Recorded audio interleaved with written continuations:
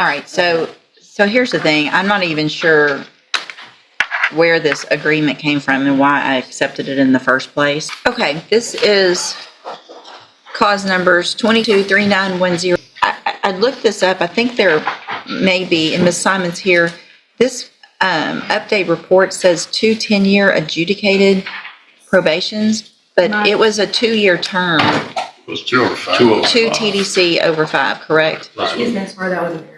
Okay, just making sure. And so Ms. Tebow was previously here, entered pleas of true to counts 2 and 4 in the motion to revoke probation. And I've received the updated pre-sentence report. Have you all received that updated report?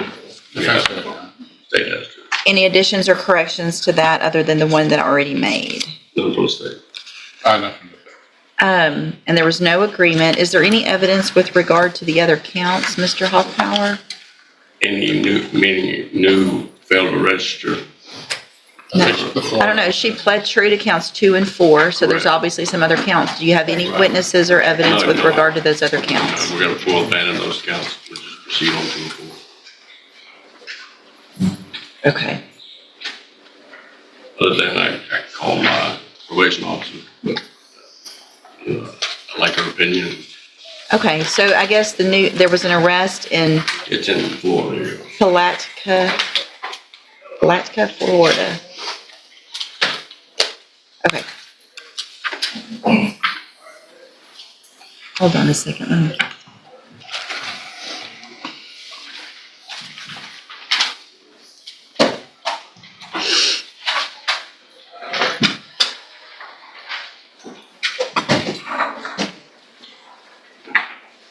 Putnam County.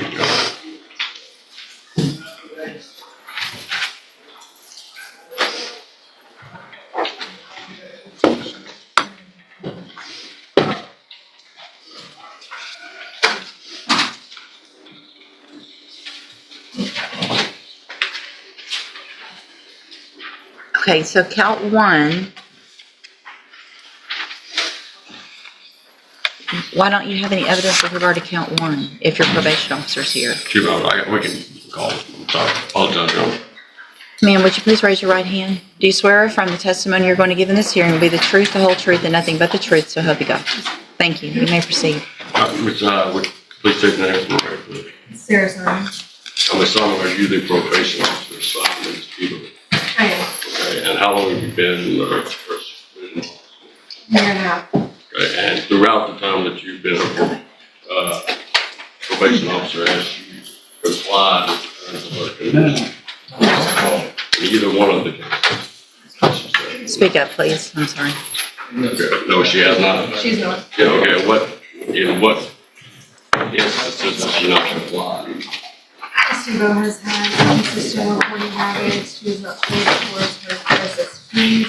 And she's actually getting a 2 Was she allowed, first of all, was she allowed to do her probation in Texas to venture out of the state and be in Florida? She's not.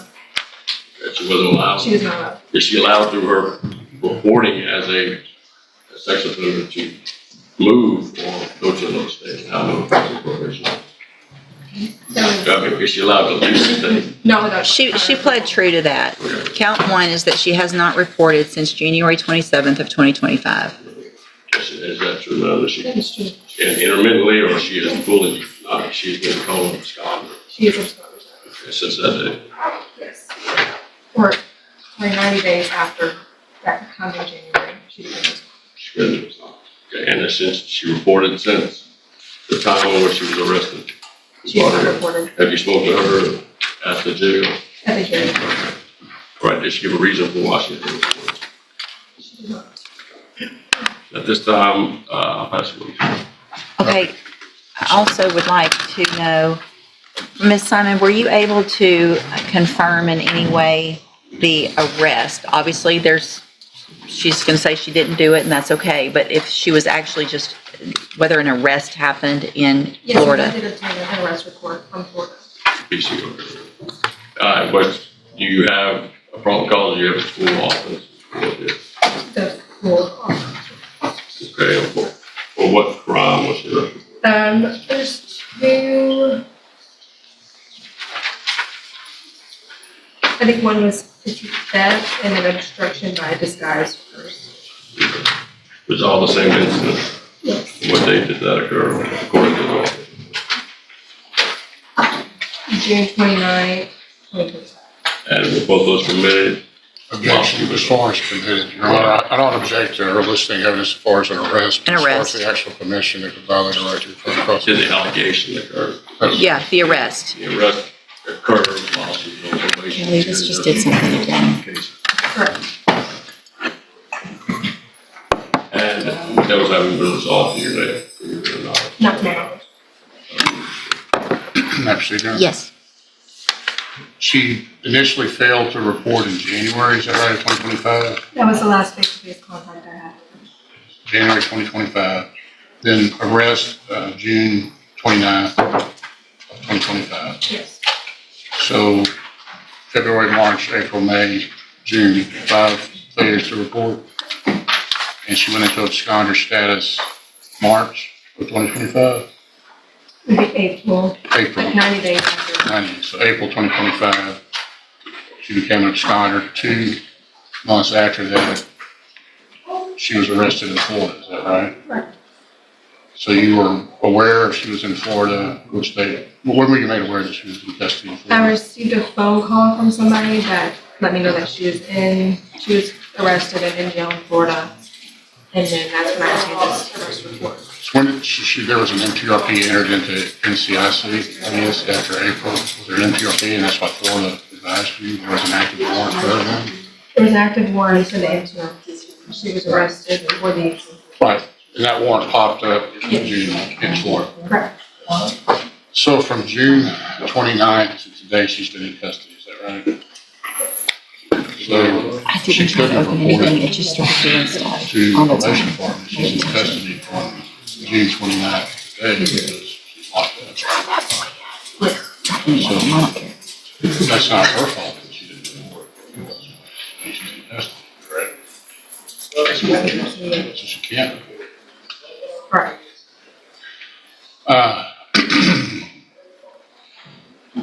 As far as supervising her, she has reported, you say inconsistently, but that means she has reported some, correct? Correct. During the times that she has reported, have you been able to interact with her appropriately? She maintain proper demeanor, that type of thing? She was, yes, but she was consistently late. I had to reschedule her several different times to get her into the office. Have you had any other difficulties with her as far as just maybe perhaps being late or scheduling, as far as your actual interactions? Does she maintain appropriate demeanor, acted appropriately with you? Yes. Would you object to continuing to supervise her? I would, Why is that?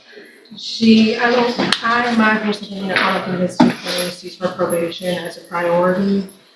She has been on probation, I think, since 2022 and has made no progress in regards to her fees. She did some community service, and that's it. When you say progress, how do you measure progress on probation? Satisfying her court order conditions. And how is she falling short other than the reporting and fees and community service? If she committed. So is this correct in the, hold on a second, hold on. Is in the updated report, it states that since she was granted supervision, has reported 6 times for scheduled office visits. Is that a correct number? Okay. 6 times since 2022. I have another question, Your Honor. Let's let Mr. Kimler finish.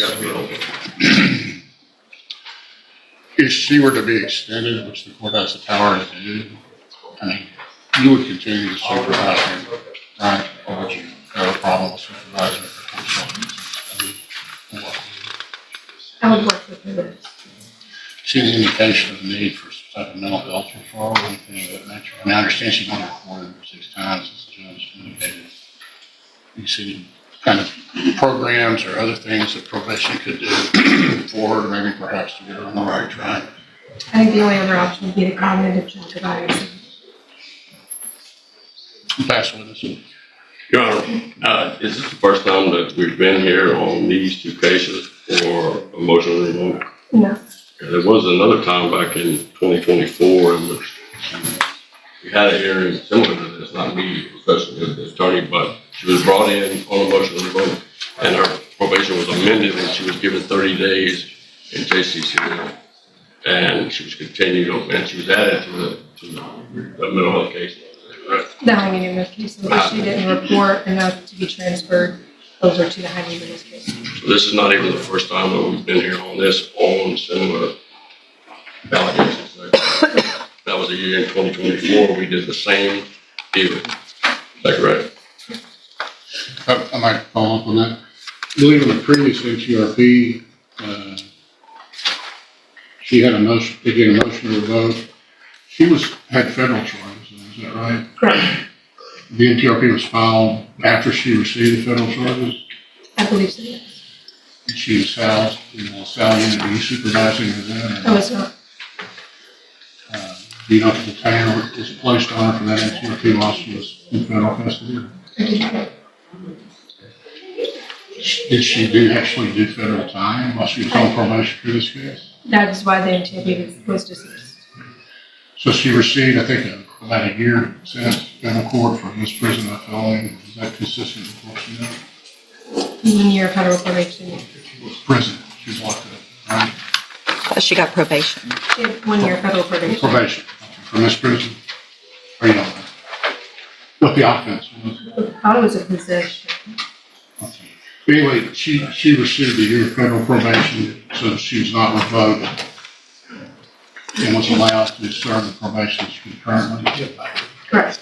So during the period that she was on federal probation for that year, do you know if she was reporting to a federal probation officer? Was any issues with the federal probation that you're aware of? According to Ms. Tebow, she successfully completed her federal probation. And that was at the same time that she was on probation with Jefferson County. Correct. Was she reporting to you during that time period as well? What was her reporting record in Jefferson County during that period? I guess it was probably back in 2024. Well, she's reported 6 whole times so obviously it wasn't great even when it was then. But she was being supervised at least during that period federally, was able to successfully complete that probation, correct? Does that indicate to you that perhaps she could successfully complete Jefferson County probation? She's sufficiently She has the ability to, but whether or not she has the motivation or the want to do so. Pass one, Jim. All right, any other questions? No, Your Honor. All right, thank you, Ms. Simon. Any other witnesses? No, Your Honor. I would defer to Ms. Tebow, Your Honor. She wanted to address the court. I think she has written to the court, and that letter's incorporated in the PSI. I received it and read it. Anything else? No, I mean, I did fail to report it. Sometimes I was hard with scheduling, but a lot of it had to do with my mother being sick, and I brought my mother sick to her office with me multiple times because I wasn't able to just stay with where she was at. I brought her when I could.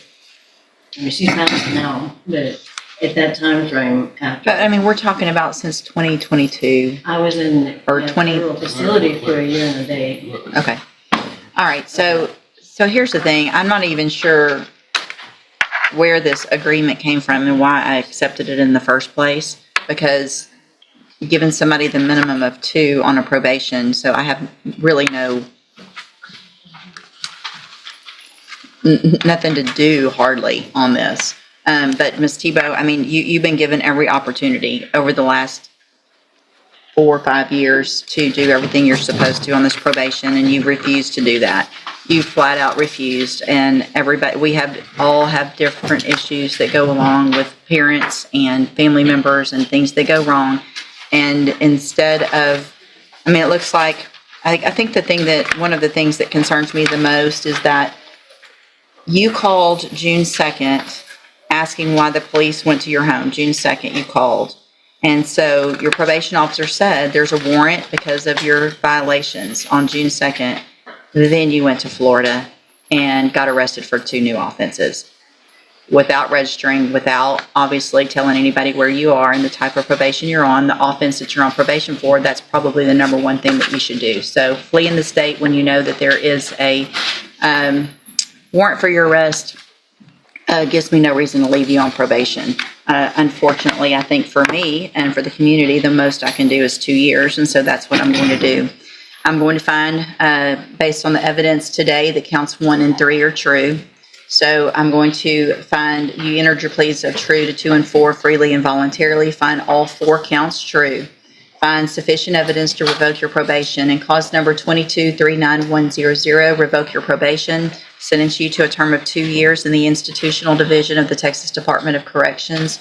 You do receive credit on that sentence for any time that you've been in custody that the law gives you the right to receive.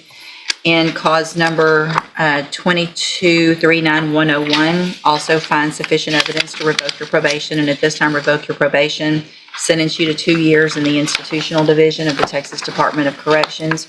You will receive credit on that sentence for any time that you've been in custody that the law gives you the right to receive.